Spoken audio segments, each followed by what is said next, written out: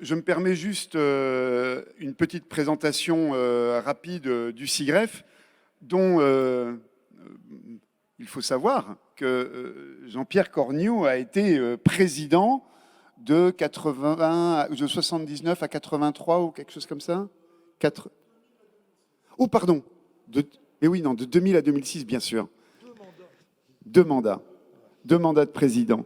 Donc, c'est sous son regard avisé que je vais me permettre de conclure. Alors, le SIGREF, qu'est-ce que c'est en quelques mots? C'est une association, loi de 1901, dont les membres sont les grandes entreprises françaises, le CAC 40, le SBF 120, les grandes entreprises non cotées et les grandes administrations publiques françaises. Et le SIGREF accompagne ses adhérents dans toutes leurs réflexions sur leurs enjeux de transformation numérique, sachant que les adhérents du SIGREF sont, comme vous, des utilisateurs, et on est membre du SIGREF en tant qu'utilisateur de solutions et de services numériques. Aujourd'hui, le nombre d'adhérents du SIGREF, c'est 155 au dernier comptage. Alors, je suis très embêté car j'avais prévu d'illustrer mon intervention relative à l'innovation, puisque c'est le thème que m'a suggéré Édouard Forzy. J'avais prévu de l'articuler en présentant l'innovation sous l'angle de la sécurité numérique et de la maîtrise de l'empreinte environnementale du numérique. Vous avez traité, enfin en tous les cas, pour ce que j'en ai entendu, vous avez traité les deux sujets, donc ma conclusion est faite. En fait, je vais me permettre d'apporter des compléments, voilà, qui vaudront ce qui vaut, et je vous les livre. En tous les cas, c'est le résultat des travaux du SIGREF sur ces sujets-là, et que nous menons avec, donc ces travaux que nous menons avec nos adhérents. Alors, première chose, une remarque qui est un petit peu de nature philosophique, on parle beaucoup d'innovation, et depuis 40 ans, je ne sais pas si vous avez remarqué, mais on parle de plus en plus d'innovation, surtout dans notre écosystème, mais de moins en moins de progrès. Et ça, c'est un sujet quand même qui me chatouille un petit peu. Et donc, ce que je vous propose, c'est en première approche, c'est de se dire qu'il y a de la bonne et de la mauvaise innovation, comme il y a du bon et du mauvais cholestérol. Et donc, la bonne innovation, eh bien, c'est celle qui est porteuse de progrès social, de progrès sociétal, de progrès environnemental. Ah, tiens, bonjour, Édouard. Et en revanche, il y a cette mauvaise innovation, ou cette innovation, en tous les cas, qu'il convient de critiquer au sens normal du terme, hein, c'est-à-dire de voir l'ensemble de ses qualités et de ses défauts, d'en faire le SWOT. C'est cette innovation que l'on présente d'abord sous l'angle de la performance technique ou de la performance économique. Il est sans doute donc nécessaire d'arbitrer, lorsque l'on parle d'innovation, en fonction du progrès social et sociétal qu'elle apporte. Alors, dans son contexte, les directions du numérique, nous tous, eh bien, nous avons une exigence qui est désormais centrale dans nos activités, lorsque l'on parle d'innovation. C'est celle de, je reprends donc ce que vous avez dit, celle de la sécurité numérique et celle de la maîtrise de l'empreinte environnementale du numérique. Mais sur ces deux sujets, les DSI, les utilisateurs, quelle que soit leur taille, eh bien, ne doivent pas rester seuls. Et donc, ce que je propose, et ce que le SIGREF, en tout cas, c'est à ça que le SIGREF travaille, et c'est une proposition qui peut être faite à l'ensemble de la communauté des DSI en France et en Europe, eh bien, c'est de s'engager sur des approches écosystémiques sur ces deux sujets, de la maîtrise de l'empreinte environnementale du numérique et de la sécurité numérique. Alors, qu'est-ce que je veux dire par là? En matière de sécurité numérique, et je vais l'illustrer par des exemples, en matière de sécurité numérique, eh bien, aujourd'hui, l'intégralité de la charge de sécuriser le patrimoine informationnel sensible de l'entreprise, des administrations publiques, repose sur les utilisateurs. Alors, c'est vrai qu'ils ont des responsabilités en la matière. Et vous le savez bien, vous le savez tous, vous avez la responsabilité de développer les moyens qui permettront de protéger vos systèmes d'information et votre patrimoine informationnel sensible. Néanmoins, il n'est pas convenable, et je voudrais appeler votre attention sur cette singularité de l'industrie du numérique, C'est probablement la seule industrie en Europe qui n'est soumise à aucune règle prudentielle, à aucune norme de sécurité. Vous pouvez regarder, toutes les autres industries, quel que soit le secteur, sont soumises à des règles prudentielles. C'est le cas de l'industrie du produit financier, de l'industrie du produit d'assurance, ou à des règles, à des normes minimales de sécurité. C'est le cas de l'industrie du jouet, de la peinture, de la moquette, de l'agroalimentaire, du médicament, des véhicules. Toutes les industries sont soumises à ce type de règles ou de normes. Rien de tel dans l'industrie du numérique. C'est une singularité qu'il convient d'effacer et nous y travaillons depuis un peu plus de 3 ans. Où nous avions adressé au gouvernement français, après des affaires type, les noms m'échappent, en juin 2017, les attaques, que certains peut-être se souviennent, NotPetya et une autre, enfin bref, ça va me revenir, mais également après l'affaire SolarWind, après l'affaire Kaseya. Toutes ces affaires qui nous ont sauté à la figure et qui ont angoissé beaucoup de DSI, nous ont bien montré que l'industrie du numérique avait des responsabilités en la matière et qu'il fallait d'abord l'inciter à renforcer la sécurité de ses produits et de ses services, mais également que le régulateur avait la responsabilité de s'en charger. Et donc, à partir de 2020, nous avons agi en ce sens. Nous sommes adressés donc au gouvernement, à la Commission européenne. Nous avons été aidés en cela par l'OCDE qui a produit un rapport en février 2021 qui est tout à fait intéressant. L'OCDE, c'est une organisation intergouvernementale qui propose aux gouvernements membres de l'OCDE des jeux de politique publique sur tel et tel domaine. Et notamment sur ce sujet du renforcement de la sécurité intrinsèque des produits et des services sur tout leur cycle de vie, eh bien, ils ont produit un rapport en février 2021, Enhancing Digital Security of Product, qui est tout à fait intéressant et qu'il convient de voir. Eh bien, en 2022, là, donc au début de l'année, la Commission européenne s'est elle-même saisie de ce sujet, a lancé une initiative législative à travers ce que la Commission appelle le Cyber Resilience Act, qui a été, donc le sujet a été mis, il y a eu un appel à contribution publique en avril-mai, et nous avons répondu pour nos adhérents. Et là, le projet de texte, parce que vous savez, la Commission a le monopole de l'initiative législative, mais ce n'est pas eux qui décident, in fine. Et donc, ils ont sorti un projet de Cyber Resilience Act que je vous invite à lire et à commenter, puisqu'il est maintenant il y a un appel à contribution et contribution publique sur ce texte. C'est tout à fait intéressant. Et ça va dans ce sens-là, d'obliger les fournisseurs à mettre en œuvre des normes minimales de sécurité. Alors ça se fera progressivement, bien sûr, mais cette impunité de l'industrie du numérique devrait progressivement s'effacer. De la même manière, en matière de maîtrise de l'empreinte environnementale, eh bien, il faut une même approche écosystémique.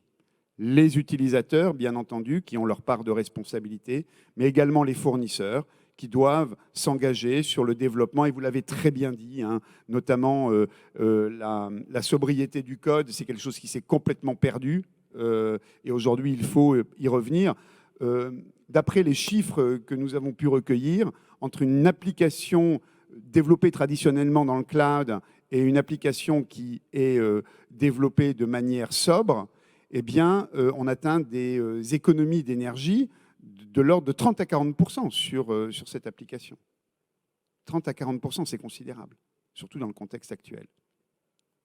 Et donc, pour illustrer cette affaire, eh bien, je prends la réponse à la crise énergétique que nous traversons. À l'été, le gouvernement a saisi l'ensemble de l'écosystème numérique pour leur demander « faites-nous des propositions, nous avons besoin d'un plan de sobriété énergétique pour passer l'hiver, pour effacer des consommations en cas de pic de demande, notamment des consommations conjoncturelles ». Et donc, nous sommes en train de travailler et nous avons regardé ce qui pouvait relever directement des utilisateurs en matière de consommation électrique. Eh bien, au bilan, c'est extrêmement faible, même pour des très grands groupes. les leviers qui sont à la main des DSI sont extrêmement faibles. Donc on s'est tourné vers nos partenaires de Numéum pour les inciter, hein, et on a écrit directement aux grands éditeurs, que ce soit Microsoft, SAP, Oracle, Google, AWS, pour leur dire, dites-nous deux choses. Un, quelles sont les mesures que directement des DSI utilisatrices peuvent mettre en œuvre pour contraindre leur consommation électrique, notamment avec des dispositions qui peuvent être adoptées sur vos produits. Et d'autre part, quelles sont les dispositions que vous-même, vous allez adopter pour contraindre la consommation électrique de vos produits. Voilà. Donc ça, vous voyez, c'est cette approche écosystémique, on ne peut pas le faire tout seul.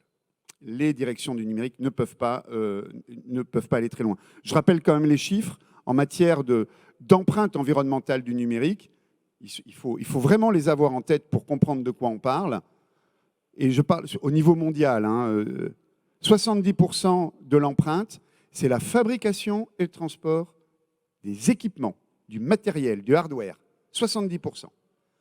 20%, c'est le cloud, les data centers, les centres de calcul. 20% de la consommation électrique, ce sont les data centers. Et 10%, les usages. Et sur ces 10% d'usages, au niveau mondial, professionnel et particulier, sur ces 10% des usages, 80%, c'est de la vidéo, essentiellement de la vidéo de loisirs. Et donc, quand on regarde la part sur laquelle, aujourd'hui, vous, DSI, vous allez pouvoir avoir une action, c'est presque désespérant.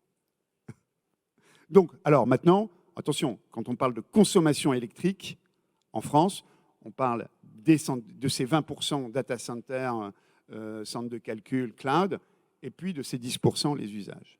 Et vous voyez, les marges de manœuvre sont relativement faibles.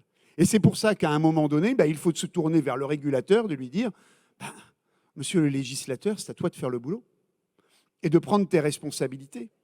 Un exemple, 70% de l'empreinte environnementale du numérique, c'est la fabrication du hardware.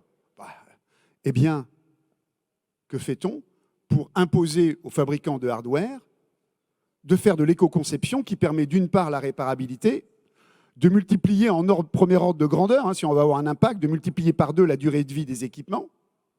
Mais ça veut dire qu'il faut imposer aux éditeurs, par la loi, par la régulation, de ne pas provoquer de l'obsolescence matérielle de façon artificielle en fonction de leur démarche commerciale, de leur stratégie commerciale, leur ligne de produit.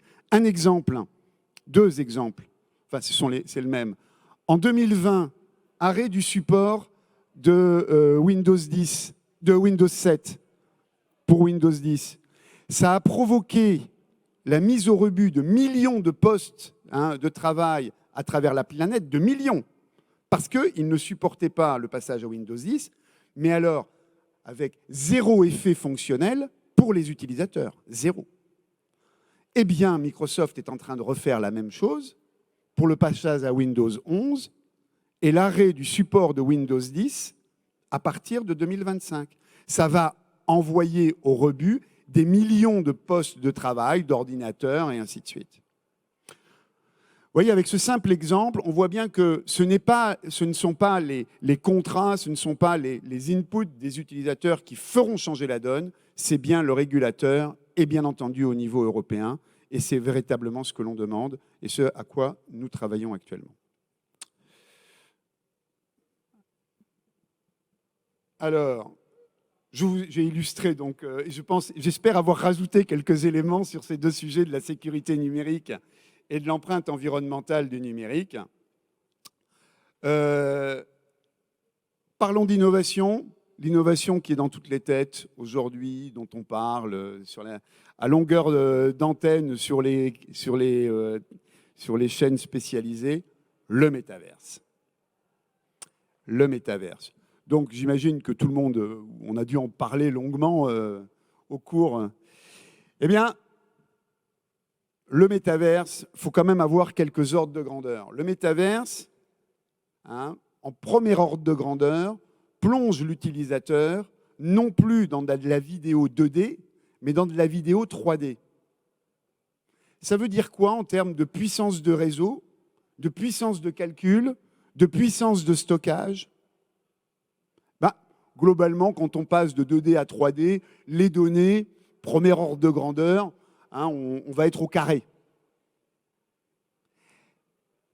A-t-on bien pris en compte la soutenabilité de cette affaire?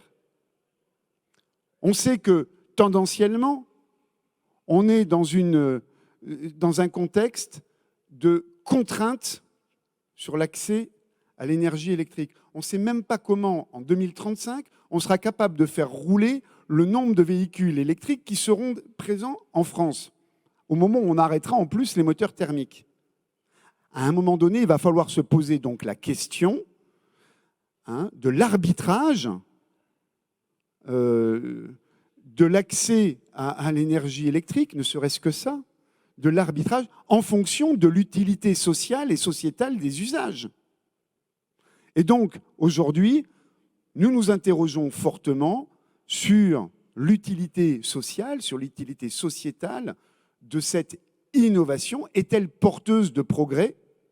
Est-elle porteuse de progrès, que ce soit une innovation technologique, ainsi de suite, la réalité virtuelle, la réalité augmentée, tout ça, on en est bien d'accord. Mais est-ce que c'est porteur, dans le contexte qui se dessine, est-ce que c'est porteur réellement de progrès social, sociétal, environnemental? S'est-on posé des questions sur l'éthique, sur la responsabilité sociale, puisque c'était le thème de votre table ronde, sur la responsabilité sociale qu'il y a derrière ce type d'innovation? En tous les cas,